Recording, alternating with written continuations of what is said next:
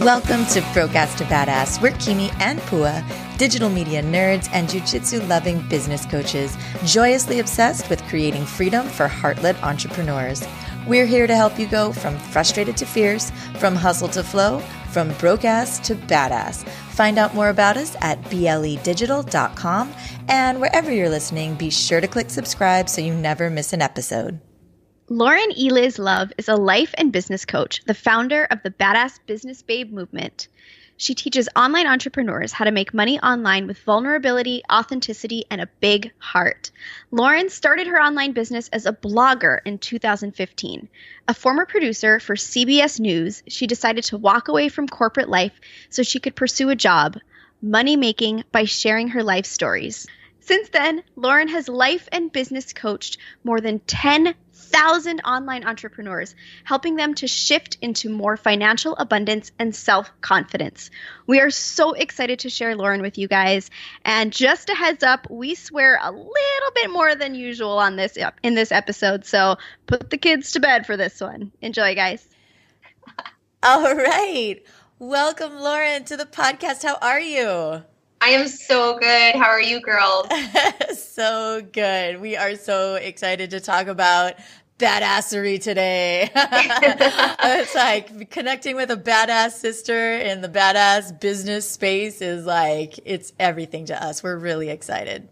It's such a fluid conversation. Like, okay, we're going to talk about being badasses because once you establish that, there's no filters, there's no restrictions, there's no resistance. It's like full openness, right? I don't think we could say anything else that qualifies that openness. But when we say like, I'm going to be a badass today, we're going to have a badass conversation, it's just assumed. Yes. Boom. We love it. So tell us, as the founder of the Badass Business Babe movement, which we love so much. Oh my gosh. We can just tell already, like, you're our people, clearly. So let's hang out. Let's get a cup of coffee. Right. We need to. So, and that's really what this feels like, is like a virtual cup of coffee, just hanging out, talking about life as an online entrepreneur. And so we just love to hear a little bit in your words about your story and how you got to where you are. Yeah, so this is so cool. I feel like every time someone asks me this, the answer always changes, and it's just really cool for me to think about, right? Because we're always growing and always evolving. So where I am right now, I am a mindset and business coach, and I focus on really helping women who are entrepreneurs claim their financial freedom and their emotional freedom in their businesses. And so it's really weird. Like, I think everyone falls into business coaching differently. And I started this movement of the Badass Business Babes because of what I had been through on my journey of growing a business before I was a business coach. So I'll take you back a little bit just to kind of put all these pieces together. But I started my journey of personal development when I was at total rock bottom in my life. I had just gotten divorced at the age of like 23. I was using drugs and alcohol like crazy. I was miserable. And I made a decision to heal my life. And I went on this crazy journey of self-discovery, reading all of the books, all of the things, Wayne Dyer, Tony Robbins, Louise Hay, like anything I could get my hands on. And my life started to change. And over time, I switched my identity. I wasn't this girl who had a dramatic problem life. I actually became a woman who had her shit together and kind of was a badass. And that felt really great to me. And then what I realized was, well, hold on. Why did I go through all those bad things? Was it just so that I could say, oh, great job, dust yourself off and move on? I really felt like I went through everything I went through so that I could heal and so I could teach. So I decided to leave my corporate job. I walked away after 5 years and took a crazy leap to just be a blogger. And I was like, I'm just going to like blog about my life and like share my stories and talk about what I've been through and all of these things. And pretty soon people started asking me for help, and I decided to become a life coach. And I started programs and online courses, and it was fucking hard. Growing a business was the hardest thing I had ever done. It was like emotional roller coaster times 10. Like, just imagine you're pregnant with like 18 babies and you're going through caffeine withdrawals and coming off medically. every hormonal up and down experience you can imagine, just put them all in one basket. That is entrepreneurship. And it was like, it was crazy. It was so hard. It was so hard. And so once I got into the phase of actually knowing what I was doing and doing it well, I started to attract people who said, well, I want to be a life coach too. How do I do this? And so I had a light bulb moment and said, you know what? It's time for me to switch. You know, the whispers are all over the place, and it's clear that I need to help people grow businesses. So I'm going to try to do that. So I started this Badass Business Babe tribe. I started offering free trainings in there, and pretty soon I had grown a really beautiful following and a tribe of amazing women who just all wanted to be successful by making a difference in the world. And that's where we are today. And so I run a bunch of different programs, but the main point I think is like helping women really live out their passion, to be a light worker, to speak their truth, and to grow a business just being themselves. That's really it. Holy moly. We are like the same people. Are we? I was like, is this what it sounds like when we tell our story? It's so true. Like, I don't know what it's like to be pregnant with 18 babies, but I do know what it's like to have a really fucking hard time growing a business. And it's so hard, and it's so fit. I imagine that's what childbirth is like, especially if there's 18 of them coming out of you. Oh my God, I can't even. And Kimmy and I often refer to our business as our baby, because it feels like there's so much love that you have for your child that sometimes comes from a really like dark, messy place in your life. And so we just really want to honor you for sharing that with us and for sharing it with our audience, and know that we're right there with you. And we are so, so pumped to be connected, because this is just, people need to hear this. They need to hear that it's worth it, because I think, at least for us, what drives us is, you know, we don't want people quitting on their dream because it's hard. So if you can have the tools to navigate some of these things and make them a little more enjoyable, a little less challenging, and also know that it's so worth the challenge, like those two things are gold. Yeah. And the other part of this too that I think is so important, we got to be honest that it is fucking hard. And I think there are entrepreneurs out there who are really great at marketing and PR, and we look at them and we say, oh my God, it looks so easy for them. It looks so easy. And I even do sometimes where like, and our business is doing pretty well, but I'll look at people who are quote unquote ahead of me, and I'm like, fuck, why are they making this look so easy right now? It is hard. And I think there's an awareness that needs to be out there where it's like, okay, we can just create safe space in knowing that it's normal for this to feel challenging, right? Like it's normal for it to not be easy peasy, you know, no problem, it's done. Like it's a crazy emotional journey. It's a crazy physical journey, financial journey. Oh, it's everything up and down. For sure. And that comparison, like we get stuck in it too. And we talk to so many other people and they're like, well, this person has a book. This person does this person does that. Look at what they're doing. And we don't always get to see the struggles that the people who are quote unquote ahead of us are doing what we want to be doing or living the life we want to be living. We don't get to see how they got there always. And there's a local comedian, and she shared this story, and we always think about it. She goes, you know, I got famous doing this one video, and everybody knows her for this one hilarious video. Oh my God. Goes, oh my God. Wait. You like Crystal Gel? Is that oh it? my God. No, it's not her too. I guarantee it.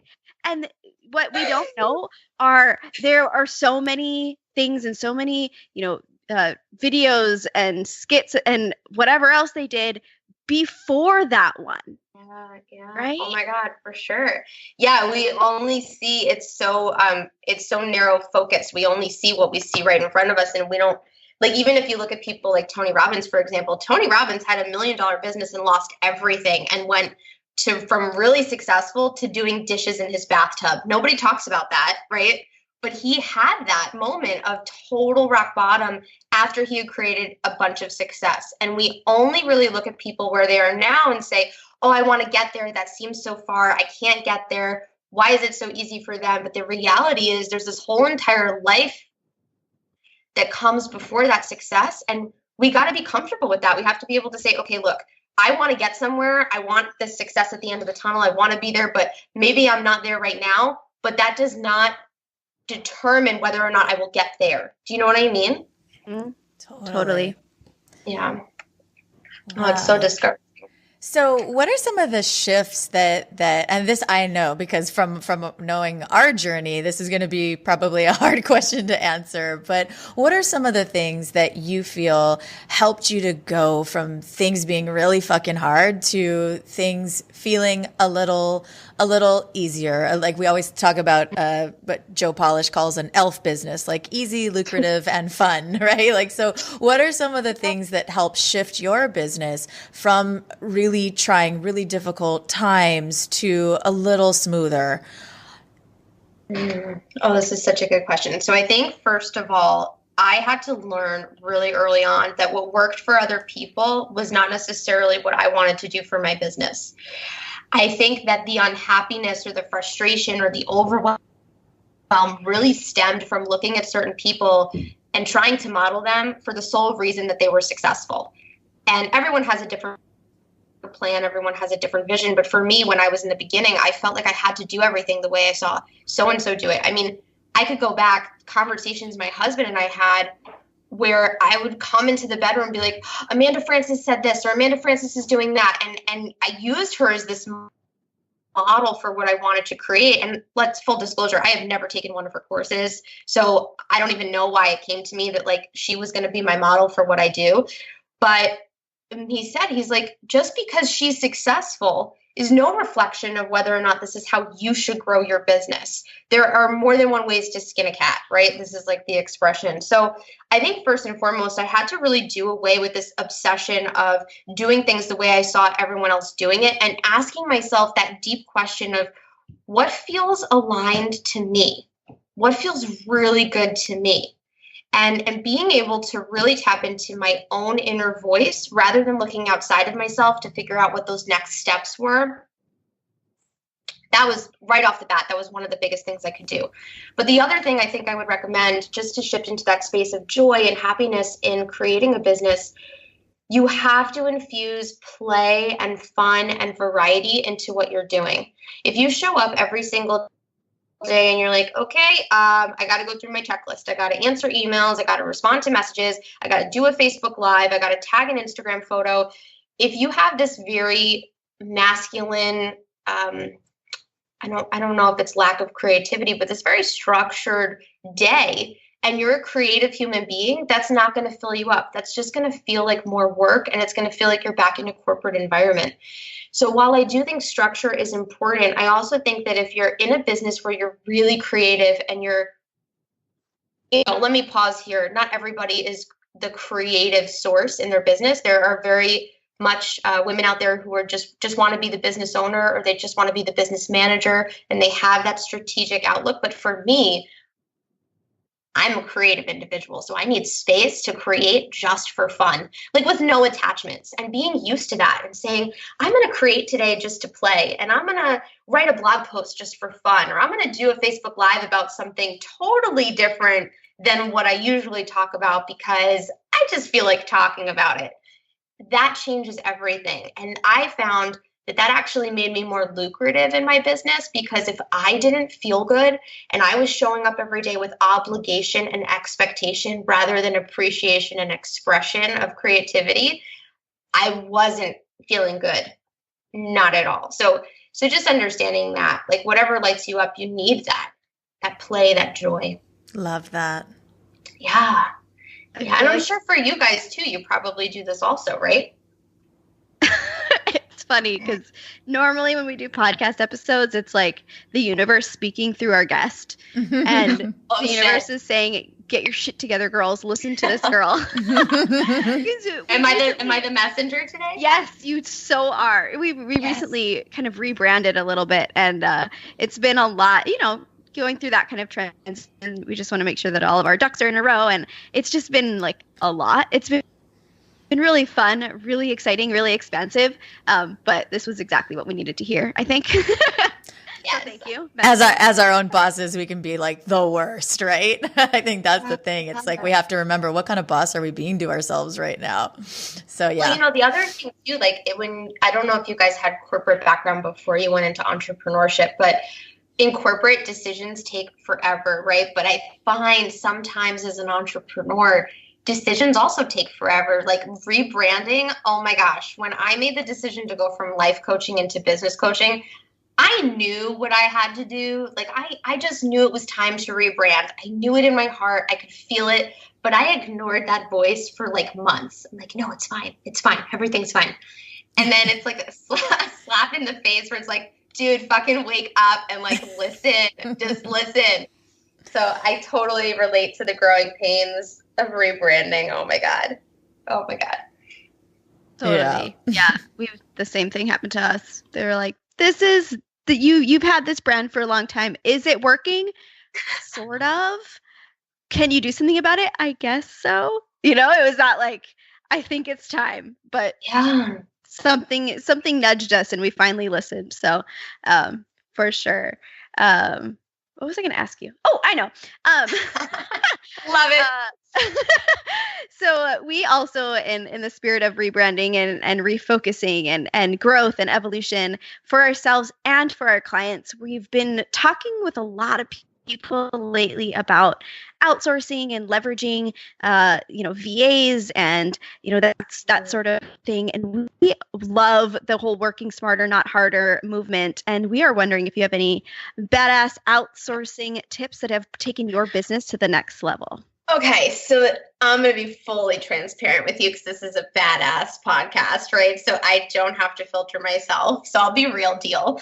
I actually have, so right before our interview, I was going through some of the applicants for podcast episodes for my show, the Badass Business Podcast. And one girl, when I asked her, like, what do you love to talk about, said something like, oh, wait, fuck, I think this was actually you guys. I think you said that we're working smarter, not harder. Oh, That's us. This was you. Oh my God, this was you. This is so funny. Oh my God.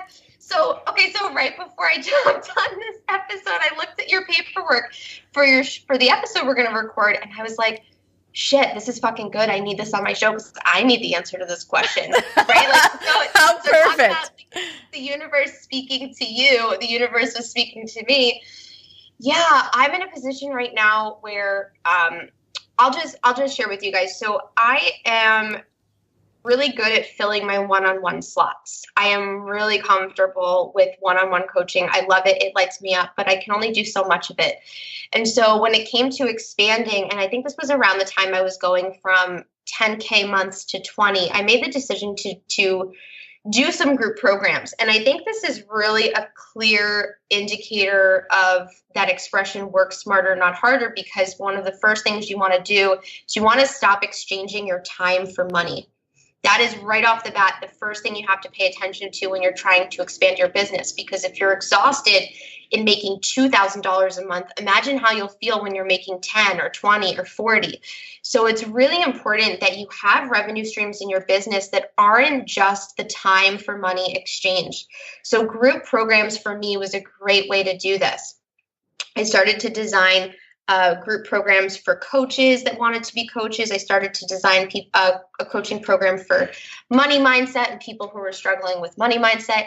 And I'm at a point right now where I want time freedom and I want to be able to sit back and say, you know what?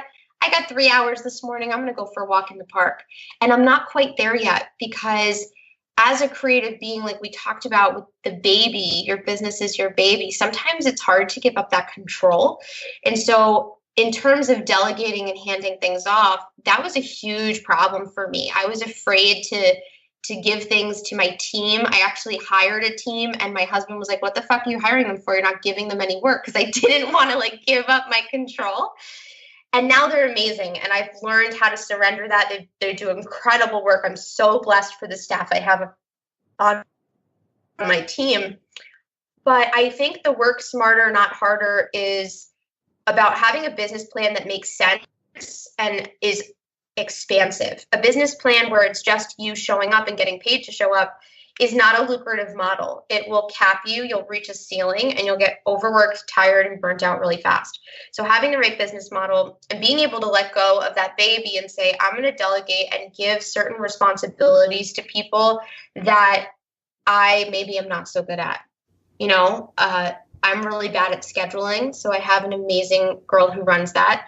I'm really good at graphics, but I don't love doing graphics. So there's so much I could say about this topic, right? But I think most importantly, you want to always delegate what doesn't feel good or what you're good at, but doesn't necessarily light you up. Does that make sense?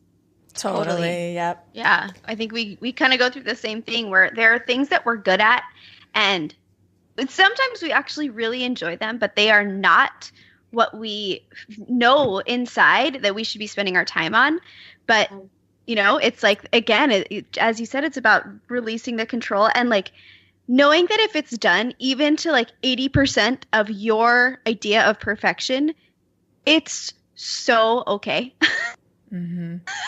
Like those are the things that we tend to hold on to that we can easily let go of, but it's kind of that mental shift, right? So we totally get it. Well, I was at, I just came back from Tony Robbins' Health and Wealth Mastery. It's called Life and Wealth now, but it's like this 9-day seminar where the first half you're focused on your healthy lifestyle, eating the right foods, and you get all this education around it. And then the second half is about money. And Keith Cunningham, I don't know if you guys know who he is, but he came on and he said something really profound to me. He said, there is nothing poor that isn't worth doing. And I didn't really get that in the beginning. I was like, what does that mean? And what he was really trying to get across was that do a shitty job as long as you do it, as long as it gets done. And this obsession with perfection and waiting until everything is right and the stars align and the website's perfect and the funnels are the right way. Like we get so tripped up on that. So many lives would be changed. The world would be so different if people acted on their intuition and just showed up as they could show up without worrying about being perfect. Amen. There's this great Elizabeth Gilbert quote, and she says something like, perfectionism is fear dressed up in a mink coat and fancy heels. Yeah.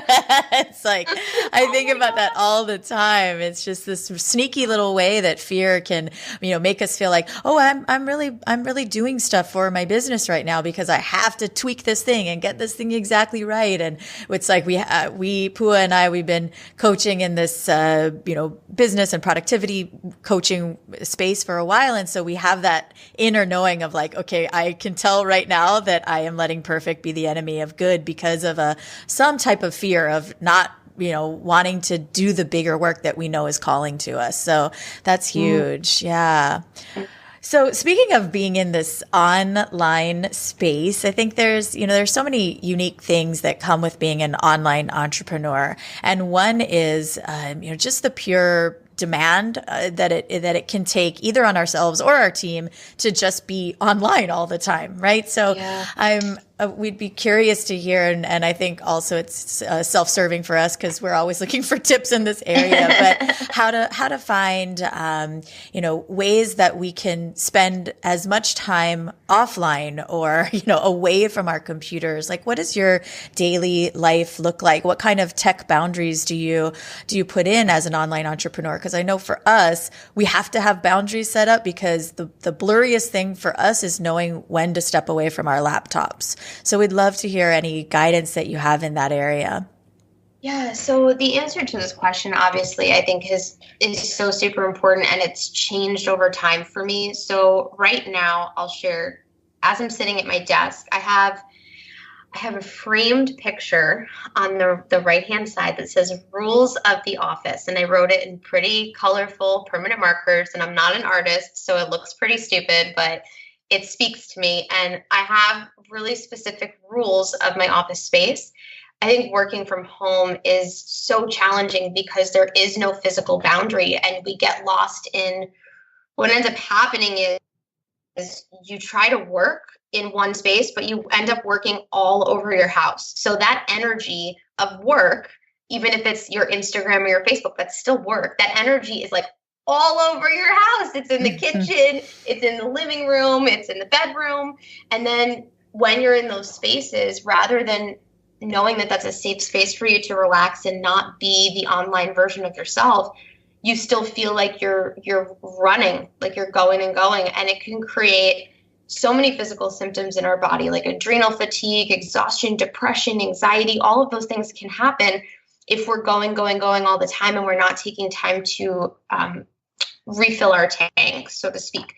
So I have spent a lot of time working on this over the last few years because I have true conditioning around this. So if you're an overworker, it's not about your entrepreneurship. It's about your identity. You're an overworker in all areas. You're probably a hustler, a go-getter, you're passionate, you're determined, you have that energy, right? So how we show up in one space is how we show up everywhere. And it's really important that you don't look at this as a business problem. You look at it as a personal development issue that needs to be improved. So for me, setting boundaries was a lot about giving up control, learning that I couldn't be everything to everyone all the time, and giving myself the grace of not feeling like I had to be on every minute of every day. And that took a really hard time. It took a long time, and it was a really hard lesson for me. But I think that doing the inner work, right, and just every time I felt this trigger to respond to an email quickly or check my Voxer or go on my Facebook, I have to pause and say, why am I feeling this way right now? Why can't I take a break? And I remember there was this one time I went on an airplane. I was traveling for like 6 hours, and I got off that plane. I was like, holy shit, this is the longest I've been awake and have not been connected to people in the longest time. Like I felt refreshed. I was like, oh my God, this is great. So I came home and made these rules for my office, and I don't want to list them all out to you, but I think one of them was setting my time guidelines. So my number 2 rule on my office says you are not allowed to be here between unless it's between the hours of 2 p.m. and 10 p.m. Monday through Friday, because I would wake up, brush my teeth, sit down in front of the computer, and then I would go to bed because the whole day would go by and I'm just sitting at my computer all day. So setting those hours was really good. Another thing I did was I made sure I had checklists of things to do outside of my work hours, because if I felt bored, I would end up working. So I made sure every month I set an intention of a new book I wanted to read, or I set the goal of doing yoga 3 times a week, or I made sure that every morning I journaled for a half an hour. And I did those things obviously because I enjoy them, but also because I was able to be okay being detached from my work because I was busy doing something else. And that really, really, really helped. And then the other part of this was to remove expectations of my success, because I think that part of the reason we work so hard all the time is because we're chasing success. But if we feel successful right now, we don't have to show up all the time. We don't have to be obsessed with our job. We don't have to overwork because we did enough. So one of my rules is that if I helped one person today, I was successful and I deserve to celebrate that. And that's enough for me. And so just making those little small things. I also make sure that in the bedroom, I put my phone on airplane mode. I do not bring my phone into the bedroom other than to use it as an alarm. So I'm not checking messages in bed. I'm not responding to my clients in bed. And then certain daily tasks, I just do them once. I don't do them throughout the whole day. And my clients know that, right? So I'll check my Voxer once a day. I'll check my email once a day. And that's it. And being okay with that space is a challenge. But when you show up to set those guidelines, hold yourself accountable and be disciplined, your life will change. Your business will change. And you'll show up happier too. Wow, that was the most okay, badass answer ever. Oh my God. We hear you. We are listening. Yeah. It's so funny because this is like very parallel to the advice that we share with our tribe and our clients. And I'm not going to say it's hard because that's bullshit, but in my mind, it's hard to take your own advice sometimes. Oh, yeah. And, it's like, again, your business is your baby. And why wouldn't you work if you enjoy it? But it's that thing where, condition yourself to do it enough and you stop enjoying it because you do it too much. And the other thing too that's like really important to pay attention to is like in the influencer world, like if you're online trying to grow a business, you got to act like an influencer. That's my strong opinion. I think different coaches have other opinions, but you got to show up and act like you're an influencer if you want to make money in the online space. And let's face it, the influencers that we love have really exciting lives. Nobody likes to follow someone on Instagram who shares the same picture of their dog every day. Like you need, well, I mean, we like dogs, so maybe like that was a bad example, but like we need variety. We need to experience our influencers that we love. We need to experience their lives and see what they're doing. And none of that can exist if we sit in front of a desk all day. We need to show up to live the life that people aspire to live, because when we do that, we can actually help more people because they're going to be more connected to us. Wow. I hope everybody really took that in, because that is so huge. Yes, right? Well, like what awesome guidance too. like could it be any more fun? And yeah, I love that so much. It's so true. We're behind a computer trying to hustle, when if we would just get out and live our lives, and that would pretty much create that success that we're chasing anyway, trying to be behind a computer. So yeah, oh my goodness, love it. Yeah. It's funny, like the months where I went away, like I'm a Tony Robbins Platinum Partner right now. So I don't know if you guys know what that is, but basically I spent $75,000 to spend a year traveling with Tony and his like top group of people. And it's amazing. It's beautiful. I'm happy, but I'm traveling all of the time this year. And that's really scary, right? Like I'm walking away from my computer, like what's going to happen? But what actually happens is every time I travel, I come back making more money because I am so centered and so connected and in my bliss and in a higher vibration. And then people want to tap in and be connected to that more. So just let that be a lesson to you, right? Like the more you go into your happiness, the more people will want to be around that.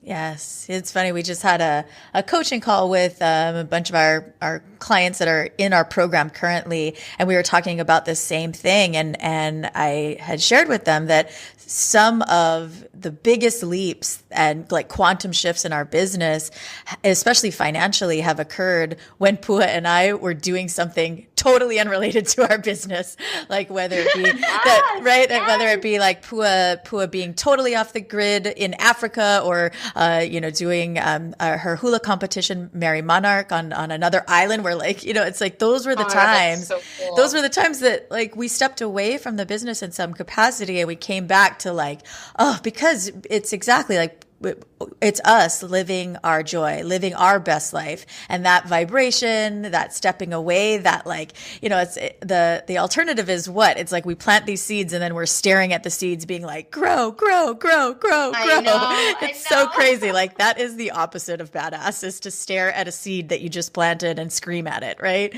So I love that so much.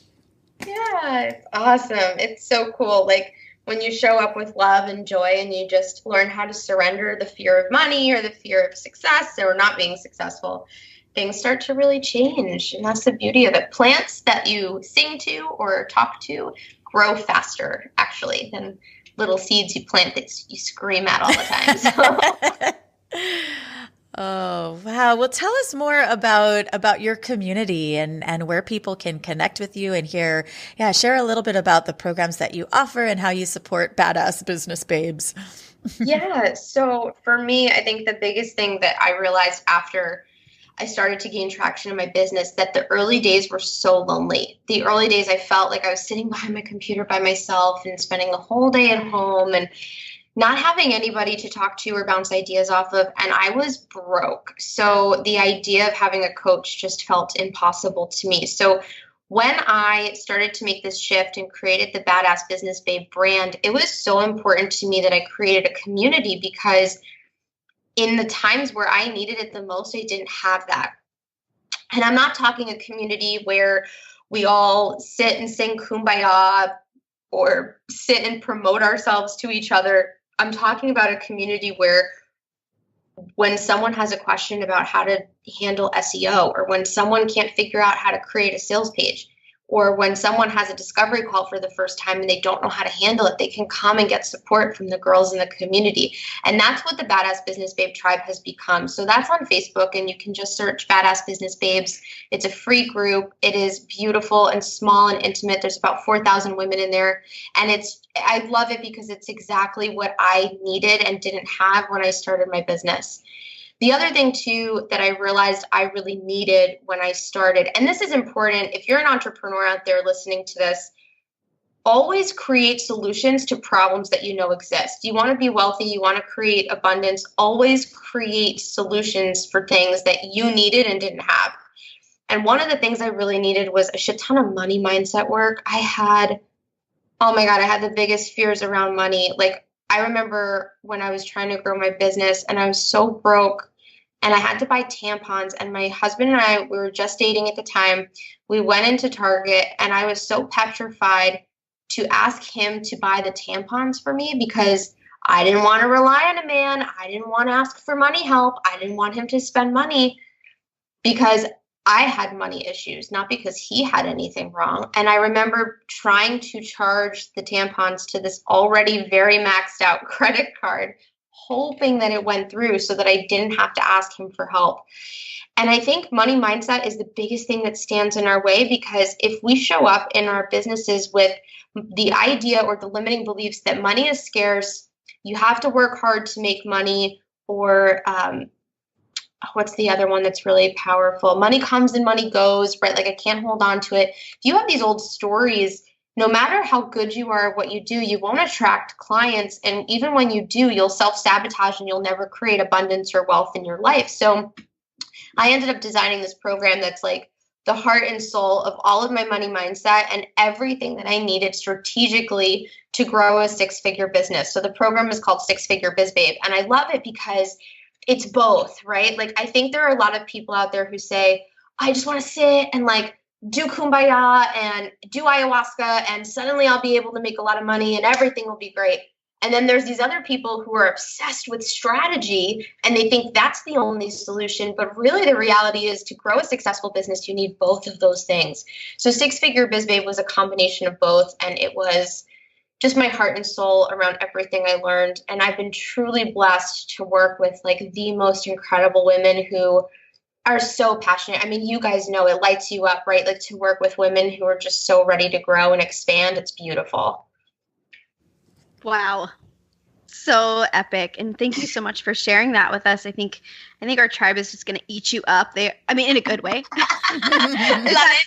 Normally people say that and it's a bad thing, right? I totally didn't mean that. I just meant they are going to love you up. Oh, like, that's it. Love you up. Yeah. I love it. You are just so incredible. We can feel your energy. We can feel the love that you have for your business and for what you do. And we just feel so grateful to have you and to be connected with you. So if you guys are interested in learning more about the Badass Business, Badass Biz. Oh, no. This is I knew it. Six figures to Badass Biz. Badass Babe. What is it? Oh my God, you're so funny. Well, this is the thing. Like, you're doing exactly what I thought I would do when I was trying to figure out the name. And I was like, spiritual babe, badass money making, biz beauty. Like, I couldn't figure it out. So it's so funny when people say this, because I'm like, oh yeah, that was me. But it's Badass Business Babe. And you can search that online. It's everywhere, badassbusinessbabe.com, or you can follow me on Instagram with my Badass Business Babe handle, or you can just search it on Facebook and come join the group. It's really fun. Awesome. And what's your program called again? Oh, Six Figure Biz Babe. Six Figure Biz Babe. That's awesome. Yeah. So yes, search all the things. And you know what's funny is, like, the names are names, which is how we feel about our business. It's why we rebranded, and it's only external. The intention, the energy, it's all the same. And it feels super good. It feels super badass. And truly, that's what matters. Yes. So, yes. It has to feel good. Awesome. Well, thank you so much for joining us today. Did you have any final thoughts or words of wisdom for our listeners today? Yeah, I think for all the girls out there who just feel like they're running out of steam, I think this has been, I always try to pay attention to like what lessons or messages are coming from the universe at any particular time. And right now, a common thread with the women I'm working with is this fear of not being able to do it. And I want to tell, I guess, for anyone out there who's losing that focus or that drive or that sense of certainty, you can fucking do it. Like, you are so truly capable. There is nothing brilliant about me. I didn't do anything out of the ordinary. I was just myself, and all of us have the ability to create successful businesses. So don't give up, continue that faith, keep pushing along. The world needs the work that you do in the world, and consider that the message from the universe for you. Wow. We love you. We just love you. I love you guys too, and I get to jam out with you guys later. It's I awesome. know. We're so excited. So thank you so much for sharing today. And yeah, as Pua said, we're so excited to be connected. We'll include everything in the show notes for everyone. And yeah, thank you for sharing your badassery with us today. Oh, you're welcome. Thank you. You welcome. You welcome. You're so welcome. Thank you. You welcome, girl. You welcome. Thank you so much for having me. As always, we can continue the conversation in our tribe on Facebook. You can find that at bit.ly/BLE tribe. And if you guys are ready to take action and level up your life and your business, jump on the phone with us and book a breakthrough call. You can find out all about our 8-week course and all of the ways that we support you and your business dreams at brokeasstobadass.com.